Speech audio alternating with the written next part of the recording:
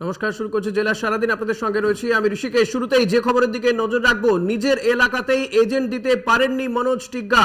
দাবি তৃণমূলের। বিজেপির এজেন্ট বসতে না দেওয়ার অভিযোগ মনোজ টিগ্গার। অভিযোগ অস্বীকার করেছেন প্রিসাইডিং অফিসার। আপনাদেরকে আরো একবার জানিয়ে রাখবো, নিজের কেন্দ্রেই এজেন্ট দিতে পারেননি মনোজ টিগ্গা। বুথ এজেন্ট দিতে পারেননি মনোজ টিগ্গা, এমনটাই জানা যাচ্ছে। আর সেটাই দাবি করছে তৃণমূল। বিজেপির এজেন্ট বসতে না দেওয়ার অভিযোগ করেছেন মনোজ টিগ্গা। অভিযোগ অস্বীকার করেছেন প্রিসাইডিং অফিসার। প্রিসাইডিং অফিসার এই অভিযোগ অস্বীকার করেছেন মনোজ টিগ্গা। তিনি বলছেন যে প্রিসাইডিং অফিসারের বিরুদ্ধে তার অভিযোগ, মূলত তার অভিযোগ তৃণমূলের বিরুদ্ধে, যদিও প্রিসাইডিং অফিসার তিনি সেই অভিযোগ অস্বীকার করেছেন। নিজের এলাকাতেই বুথ এজেন্ট দিতে পারলেন না মনোজ টিগ্গা। দাবি তৃণমূলের বিরুদ্ধে মনোজ টিগ্গার এই অভিযোগ যে বিজেপির এজেন্টকে বসতে দেওয়া হয়নি, যদিও সেই অভিযোগ অস্বীকার করেছেন প্রিসাইডিং অফিসার। অজয় শাহ রয়েছেন আমার সঙ্গে সরাসরি। অজয়, মনোজ টিগ্গার ঠিক কি অভিযোগ এবং তৃণমূল কংগ্রেসের পক্ষ থেকেই বা কি দাবি করা হচ্ছে? দেখো ঋষিকেশ দা, আজ আলিপুরদুয়ার লোকসভা আসনের ভোট ছিল আর এখন সন্ধ্যা 6টা হতে চলছে। ভোট কিন্তু শান্তিপূর্ণভাবে সম্পন্ন হয়েছে। সকাল থেকে আমরা দেখিয়েছিলাম বিভিন্ন ভোট কেন্দ্রে কিন্তু মতদাতা ভোটাররা সকাল থেকে কিন্তু লম্বা লাইন করে ভোট দিতে এসেছিলেন। এর পাশাপাশি তোমাকে জানিয়ে রাখি, আলিপুরদুয়ার লোকসভা কেন্দ্রে বেশ কয়েকটি ছিটপুট ঘটনাও ঘটেছে। আলিপুরদুয়ার জেলার তুলসীপাড়া চা বাগানে 4টি বুথে বিজেপির পোলিং এজেন্টকে বসতে দেওয়া হয়নি বলে অভিযোগ করেছেন বিজেপি প্রার্থী মনোজ টিগ্গা। তিনি জানিয়েছেন যে তাদের যে পোলিং এজেন্ট আছে, এজেন্টকে পাঠানো হয়েছিল কিন্তু তাদেরকে সেখানে বসতে দেওয়া হয়নি। যদিও আমরা পরবর্তীতে মনোজ টিগ্গা নিজেই কিন্তু তুলসীপাড়া চা বাগানের বুথ সংখ্যা 14/21, 14/22, 14/23 অথবা 14/24 বুথ কেন্দ্রে নিজে পৌঁছে যান। সেখানে তিনি গিয়ে তিনি প্রিসাইডিং অফিসারের সাথে কথা বলেন। তারপর কিন্তু তিনি সেখানে তার বিজেপির পোলিং এজেন্টকে বসানোর ব্যবস্থা করেন। যদিও এই বিষয়ে আমরা প্রিসাইডিং অফিসারের সাথে কথা বলার চেষ্টা করেছিলাম।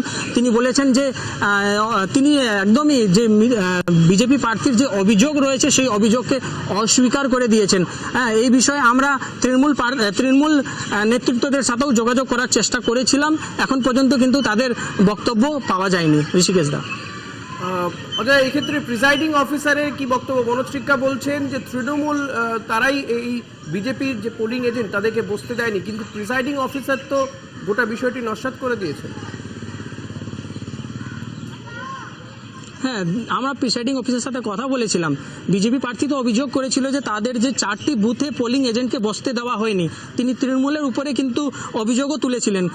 প্রিসাইডিং অফিসার যদিও জানান যে অভিযোগ ভিত্তিহীন, তিনি কাউকে বাধা দেননি, কাউকে বসতে দেওয়ার তিনি বাধা দেননি। অজয়, কথা বলছিলাম প্রতিনিধি অজয় শাহের সঙ্গে। আলিপুরদুয়ারের বিজেপি প্রার্থী মনোজ টিগ্গা তিনি অভিযোগ করছেন যে তৃণমূল তাদের যে পোলিং এজেন্ট তাদেরকে বসতে দেয়নি, যদিও খোঁচা দিতে ছাড়েনি তৃণমূল কংগ্রেস। নিজের এলাকাতেই পোলিং এজেন্ট বসাতে পারেননি মনোজ টিগ্গা, এমনটাই কিন্তু তৃণমূলের পক্ষ থেকে কটাক্ষ করা হচ্ছে। তবে মনোজ টিগ্গা বলছেন তৃণমূলেই কর্মী সমর্থকরা তারাই এই কাজটা করেছেন, তাদের অর্থাৎ বিজেপির পোলিং এজেন্টকে বসতে দেননি, যদিও সেই অভিযোগ অস্বীকার করেছেন প্রিসাইডিং অফিসার।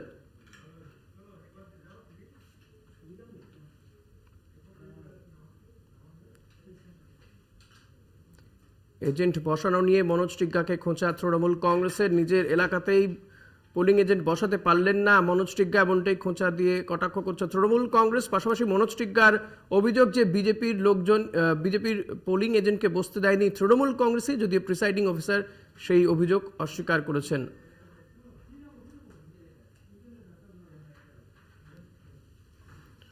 নরেন্দ্র মোদীর বিরুদ্ধে কমিশনকে চিঠি দিলেন বাংলার বিশিষ্টরা। নির্বাচনী আচরণবিধি লঙ্ঘনের অভিযোগ, ধর্মীয় বিভাজনের উস্কানি। চিঠিতে অভিযোগ, অযোধ্যায় রাম মন্দিরকে সামনে রেখে প্রচার, বিভাজনের উস্কানি দিচ্ছেন প্রধানমন্ত্রী। পদক্ষেপ নিক নির্বাচন কমিশন। স্মারকলিপিতে দাবি বিশিষ্ট জনেদের।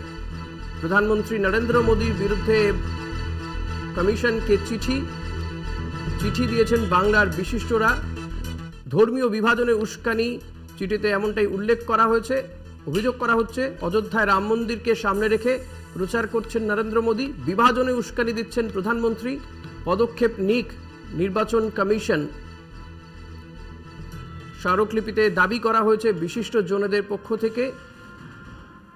এবার নরেন্দ্র মোদীর বিরুদ্ধে বিভাজনের রাজনীতি করার অভিযোগ, অযোধ্যার রাম মন্দিরকে সামনে রেখে প্রচার, এমনটাই কিন্তু বিশিষ্ট জনেরা তারা এই অভিযোগ করে নির্বাচন কমিশনকে চিঠি লিখেছেন। সত্য সুন্দর ভট্টাচার্য রয়েছেন আমার সঙ্গে টেলিফোনে। সত্য, প্রথমেই জানতে চাইবো যে এই যে চিঠি বিশিষ্ট জনেদের পক্ষ থেকে দেওয়া হয়েছে, কি উল্লেখ করা হয়েছে প্রধানমন্ত্রী নরেন্দ্র মোদীর বিরুদ্ধে, ঠিক কোন কোন অভিযোগ করা হচ্ছে?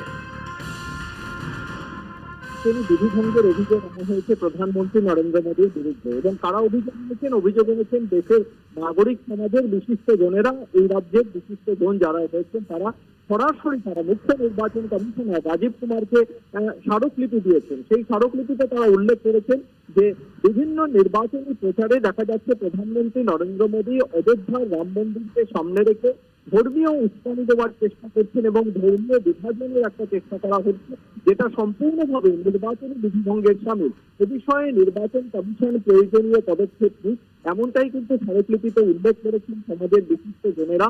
বাংলার এই বিশিষ্ট জনেরা তারা মনে করছেন যে এই ধরনের মন্তব্য নির্বাচনী প্রচারের ক্ষেত্রে শুধুমাত্র নির্বাচনী বিধিভঙ্গ নয়, সেক্ষেত্রে দুই সম্প্রদায়ের মধ্যে বিভাজন সৃষ্টির এবং সেই কারণেই কিন্তু একে ধর্মীয় এই যে রাম মন্দিরকে সামনে রেখে, রামকে সামনে রেখে একটা ধর্মীয় বাতাবরণকে সামনে রেখে একটা রাজনৈতিক প্রচারে সেটাকে হাতিয়ার করা হচ্ছে, এমনটাই কিন্তু স্মারকলিপিতে উল্লেখ করছেন সমাজের বিশিষ্ট জনেরা। এবং সেই কারণেই তারা মুখ্য নির্বাচন কমিশনার রাজীব কুমারকে এই বিষয়ে প্রয়োজনীয় পদক্ষেপ নেওয়া। সত্য, এই যে চিঠি দেওয়া হয়েছে বিশিষ্ট জনেদের কথা বলা হচ্ছে, কাদের কাদের নাম রয়েছে সেই চিঠিতে?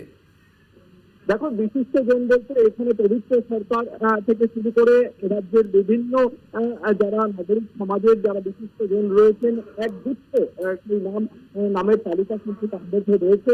এবং সেখানে স্পষ্টতই তারা উল্লেখ করছেন যে যেভাবে বিভিন্ন সময়ে নির্বাচনী বিধিভঙ্গের কথা বলা হচ্ছে এবং নির্বাচনের ক্ষেত্রে যে গাইডলাইন রয়েছে, সেই গাইডলাইনে কিন্তু স্পষ্টতই বলা হয়েছে যে কোনোভাবেই ধর্মীয় কোনো উস্কানি দেওয়া যাবে না। সেই কারণেই কিন্তু তারা মনে করছেন যে নির্বাচনী প্রচারে প্রধানমন্ত্রী নরেন্দ্র মোদী যে ধরনের মন্তব্য করছেন, বিশেষত রাম মন্দিরকে সামনে রেখে, সেই বিষয়টি কিন্তু কোনোভাবেই দেশের জনমানুষের ক্ষেত্রে সেটা কিন্তু একটা বড় প্রভাব ফেলছে বলে তারা মনে করছেন। এবং সেই বিশিষ্ট জনদের মধ্যে পবিত্র সরকার রয়েছেন, সম্বেদ সেনগুপ্ত, শোভনলাল দত্তগুপ্ত, সব্যসাচী চক্রবর্তী থেকে শুরু করে এরকম বিশিষ্ট জনেদের অদৃশ্য বিশিষ্ট জন রয়েছেন। তারা মনে করছেন যে এ বিষয়ে নির্বাচন কমিশন যাতে প্রয়োজনীয় পদক্ষেপ নেয়, এই আজকে জানিয়েই স্মারকলিপি জমা দিয়েছে। ধন্যবাদ সত্য। কথা বলছিলাম প্রতিনিধি সত্য সুন্দর ভট্টাচার্যের সঙ্গে। বিশিষ্ট জনেরা এবার প্রধানমন্ত্রী নরেন্দ্র মোদীর বিরুদ্ধে নির্বাচনী আচরণবিধি লঙ্ঘনের অভিযোগ করে চিঠি দিয়েছে নির্বাচন কমিশনকে। ধর্মীয় উস্কানি দিচ্ছেন প্রধানমন্ত্রী, ধর্মীয় বিভাজনে উস্কানি দিচ্ছেন, চিঠিতে এমনটাই উল্লেখ করা হয়েছে। অযোধ্যার রাম মন্দির তৈরির বিষয়টি নিয়ে প্রচার করছেন প্রধানমন্ত্রী নরেন্দ্র মোদী, তার বিরুদ্ধে যাতে ব্যবস্থা নেওয়া হয় সেই কারণেই নির্বাচন কমিশনকে চিঠি দিয়েছেন বিশিষ্ট জনেরা।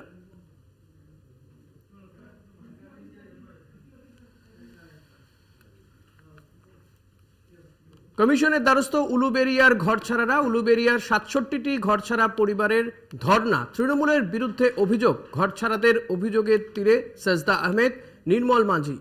আপনাদেরকে আরও একবার জানিয়ে রাখবো, এবার তৃণমূলের বিরুদ্ধে ঘরছাড়াদের অভিযোগ। উলুবেড়িয়ার ঘটনা এটি। সাজদা আহমেদের বিরুদ্ধে অভিযোগ, নির্মল মাঝির বিরুদ্ধে অভিযোগ করে তারা কমিশনের দ্বারস্থ হচ্ছেন। উলুবেড়িয়ার ৬৭টি ঘরছাড়া পরিবারের পক্ষ থেকে ধর্ণা দেওয়া হচ্ছে। তৃণমূলের বিরুদ্ধে মূলত অভিযোগ।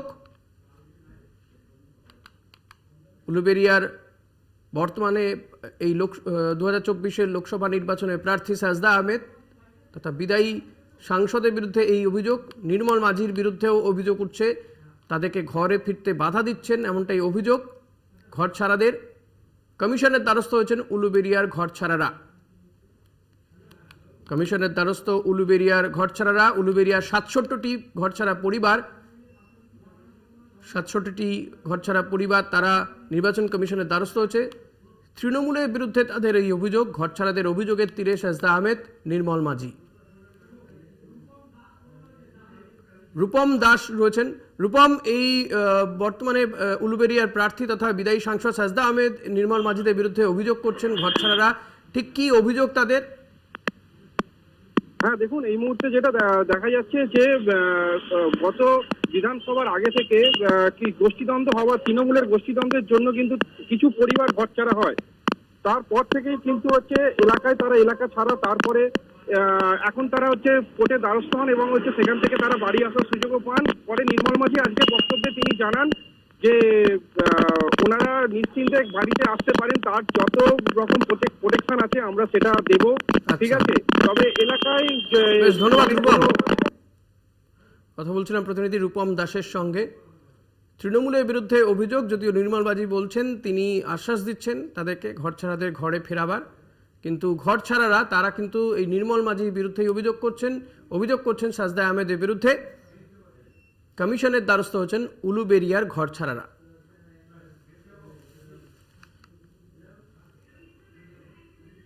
একটা বিরতি নিয়ে ফিরবো, সঙ্গে থাকবেন। বিরতিতে যাওয়ার আগে আপনাদের দেখাচ্ছিলাম কমিশনের দ্বারস্থ হচ্ছে উলুবেড়িয়ার ঘরছাড়ারা। তাদের অভিযোগ যে সাজদা আহমেদ এবং নির্মল মাঝি তাদেরকে ঘরে ফিরতে দিচ্ছেন না। বিধানসভা নির্বাচনের পরে 67টি পরিবার তারা এই অভিযোগ করেছে নির্বাচন কমিশনের কাছে। তবে নির্মল মাঝি তিনি কি বলছেন শুনুন একবার। কিছু এলাকার মানুষ যাদের প্রত্যাখ্যান করে, এলাকার মানুষদের উপর যারা অত্যাচার করে, যারা এক্সটর্শন করে টাকা তোলে, যারা সাধারণ মহিলাদের এবং সাধারণ বয়স্কদের পর্যন্ত অত্যাচার করতে ছাড়ে না টাকার জন্য, এবং তাদেরকে এমন ভয় পায় মারধর করে যে তারা থানাতেও এফআইআর করতে পারে না। এটা কিছুদিন আগে হয়নি, এটা হয়েছিল প্রায় 3 বছর আগে, এবং 3 বছর আগে অবধি প্রায় 3-4 বছর ধরে উন্নয়নের কাজ এখানে বন্ধ ছিল। নামমাত্র পঞ্চায়েত ছিল, রাস্তাঘাট একটাও তৈরি হয়নি, কোনো রকম উন্নয়নের ছিটে ফোটা পর্যন্ত 3 বছরে করতে পারেনি। উল্টে এরা সাধারণ মানুষদের উপর, গরিব মানুষদের উপর বিশেষ করে অত্যাচার করতো। যাদের কলকাতায় ব্যবসা আছে তাদেরকে জোর করে মারধর করে টাকা পয়সা তুলতো, ধান গম চাল নিয়ে নিত। তা এর ফলে সাধারণ মানুষই ঐক্যবদ্ধ হয়ে এদের বিরুদ্ধে প্রতিবাদ করে সংঘবদ্ধভাবে, এবং তারপর এরা আস্তে আস্তে এলাকায় পা না রাখতে পেরে তারা এদিক ওদিক বিভিন্ন জায়গায় ব্যবসার কাজে নিজেরা জড়িয়ে পড়ে। কিন্তু এদের পরিবারের সবাই কিন্তু একবারে সুস্থভাবে সুন্দরভাবে প্রত্যেকেই কিন্তু চন্দ্রপুরে বাস করে, তাদেরকে কেউ বিরক্ত করে না, কোনো কিছু করে না। আমার স্পষ্ট নির্দেশ ছিল। শুরু দিল্লি কুর্সি দখলের লড়াই, লোকসভা ভোটের প্রথম দফার ভোট। বাংলার 3 কেন্দ্রে শান্তিপূর্ণভাবে শেষ হলো ভোটদান পর্ব। কিছু বিক্ষিপ্ত সংঘর্ষের ঘটনাও এড়ানো যায়নি। কোচবিহার থেকেই সবচেয়ে বেশি গোলমালের খবর। কমিশনে জমা পড়া অভিযোগের তালিকায় সবচেয়ে আগে কোচবিহার। গণতন্ত্রের সেরা উৎসব। বাংলায় 3টি কেন্দ্র কোচবিহার, আলিপুরদুয়ার ও জলপাইগুড়িতে প্রথম দফার ভোট। সকাল থেকেই উত্তরের বুথে বুথে লম্বা লাইন, স্বতঃস্ফূর্ত ভোটদানের ছবি।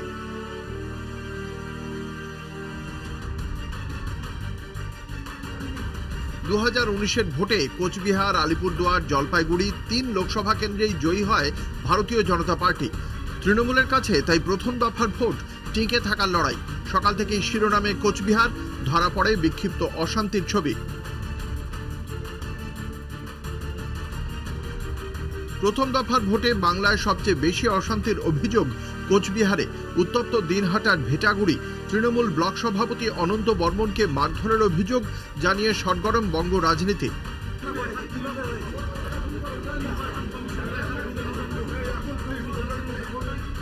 অশান্তি এড়াতে পারল না শীতলকুচিও। ছোট শালবাড়ি গ্রাম পঞ্চায়েতের 286 নম্বর বুথে উত্তেজনা। তৃণমূলের কর্মীদের মারধরের অভিযোগ বিজেপির বিরুদ্ধে। সোশ্যাল মিডিয়ায় সরব তৃণমূল।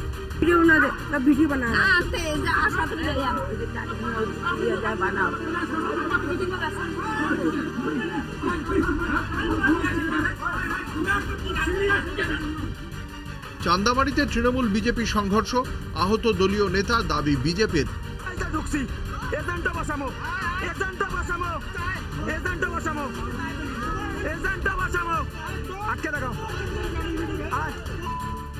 কোচবিহারে ফলিমারি বুথ সংলগ্ন এলাকায় উদ্ধার হয় 9টি তাজা বোমা। ভেটাগুড়ি থেকেও তাজা বোমা উদ্ধার। নিরাপত্তা কর্মীরা পৌঁছে বোমাগুলি নিষ্ক্রিয় করেন।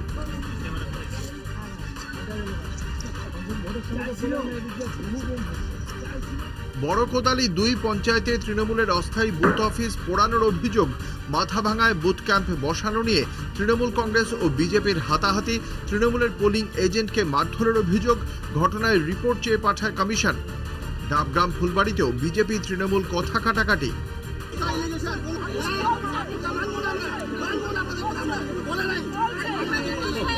প্রথম দফায় নির্বিঘ্নে ভোট সম্পন্ন করাই ছিল কমিশনের কাছে বড় চ্যালেঞ্জ। অশান্তি অভিযোগের বিক্ষিপ্ত ঘটনা থাকলেও শান্তিপূর্ণভাবেই মিটল উত্তরের 3 কেন্দ্রের ভোট গ্রহণ পর্ব। কলকাতা টিভি। মাসখানেক আগেই পূর্বপুরুষের ভিটেমাটি ছেড়ে কালচিনির ভাটপাড়া চা বাগানে সরিয়ে নিয়ে যাওয়া হয়েছে বক্সার ভুটিয়া বস্তির বাসিন্দাদের। এবারের লোকসভা ভোটে চিরতরে শিকড় ছেঁড়া হলেন তারা। শেষবারের জন্য তাদের পা পড়ল বক্সা ব্যাঘ্র প্রকল্পের কোর অঞ্চলে।